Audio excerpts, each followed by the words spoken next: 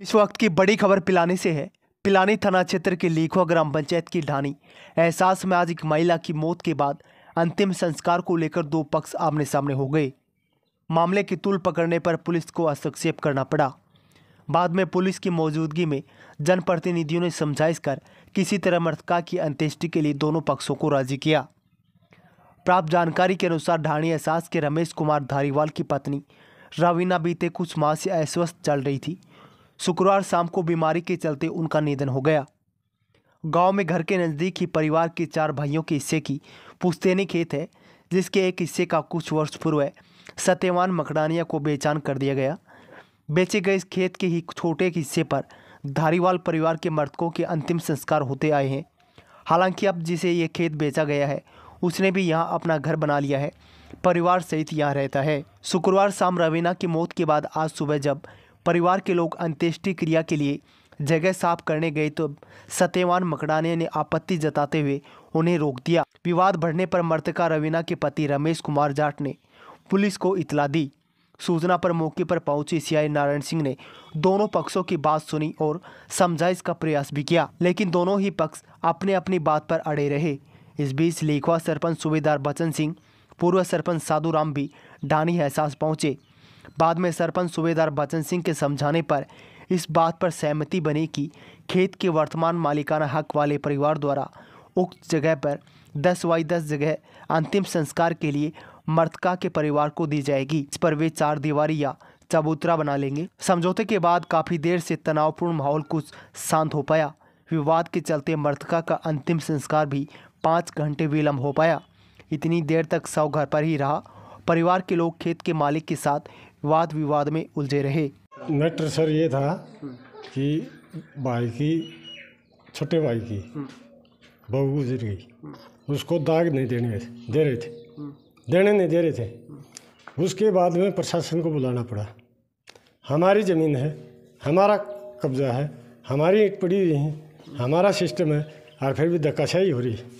जो जिस ज़मीन पर अंतिम संस्कार कर रहे हैं, ये ज़मीन किनकी है? ये ज़मीन हमारे साझे का खाता है, चारों भाइयों का। एक भाई बेच के चला गया और हमारी है। इसके ज़मीन पर तो मकान है सिर्फ। अभी खाते फटे हैं? नहीं, खाता एक है। जिस दौरान अगली पार्टी को ये ज़मीन आपके भाई ने दी थी, तो उस दौरान क्या कुछ ये जो ज़मीन छोड़ी थी इसके नहीं छोड़ी थी, इसके लिए डंडा भी निकाला हुआ है, तारबंदी भी। एक साइड इसका खुद का मकान है, दूसरी साइड इसका मकान बनवा कर दिया है। उसके बीच की मेरी ज़मीन है और उसके ऊपर कब्जा कर रहा है। आज दाह संस्कार नहीं करने दे रहा। अच्छा, वो ज़मीन आपकी छोड़ी हुई है कि? हाँ, हमारी छोड़ी हुई है। अंतिम हाँ, अंतिम जो संस्कार किया है, ईंट भी मेरी है और उसके अंदर जो जगह है वो भी मेरी है।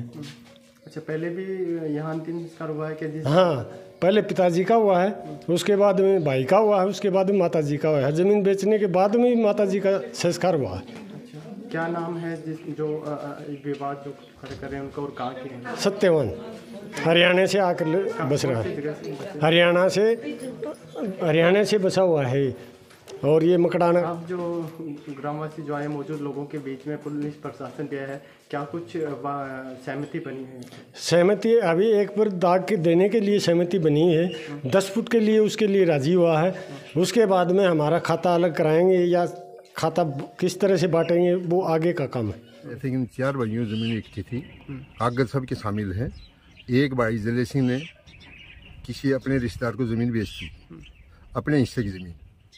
उस हिस्से में ज़मीन बेची, उस टाइम इनकी बात हुई थी कि भैया इसमें जो 8x8 फुट की ज़मीन थोड़ा छोटी है, मैं अपना चूतरा बना लेना, आगे शमशान घाट में मैं वो दाह संस्कार नहीं करने दूंगा।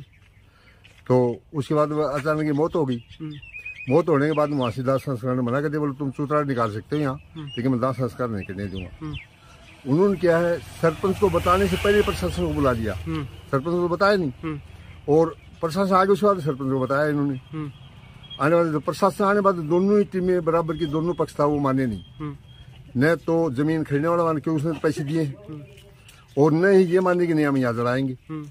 तीसरा ऑप्शन निकाला था कि उनका शमशान घाट है इसमें, इस जोड़ी में, पूर्व दक्षिण साइड में, वहाँ जला, बोलने हम तो जलाएंगे यहीं पर। तो वहाँ पर जलाने फिर ये प्रशासन से दोनों पक्ष न मान करके फिर मैंने अपना क्या किया कि भाई तुम दोनों पक्ष एक साइड मटो, उस जिसने जमीन खरीदी उस पक्ष के पास गया, उसको समझाया, समझाने को मेरी बात पर विश्वास करके वो बात मान गया, और मानने से क्या है उसका दाह संस्कार से उसको राजी कर दिया। दोनों पक्ष सुना के उसको दाह संस्कार कर दिया। आने के बाद अब आगे का ये है कि 10 फुट की जगह है, ये 12 दिन के बाद में ये अपने या तो दीवार निकाल देंगे इसके, या चूंतरा बना देंगे। आगे दीवार निकालने के बाद में इसकी 10 बीघा 10 फुट जो जगह है ये इसके मिलती हुई हिस्से में है, उसको जमीन आगे दे देंगे। ये जमीन इनकी स्मशान घाट के लिए हो जाएगी, और इसमें दीवार काट देंगे। उसी बीच में अपना कुछ भी कर सकते हैं, लेकिन उसके बाहर कुछ नहीं होगा 10 फुट के बाद।